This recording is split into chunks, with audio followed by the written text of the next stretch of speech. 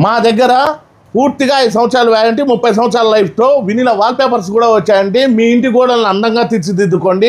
పాత గోడలైనా, సున్నం గోడలైనా, నెమ్ము పట్టిన గోడలైనా, కొత్త ఇళ్ళైనా, పాత ఇళ్ళైనా మీ ఇంటికి అందంగా రావాలంటే మా వినిలా వాల్పేపర్స్నే వాడండి.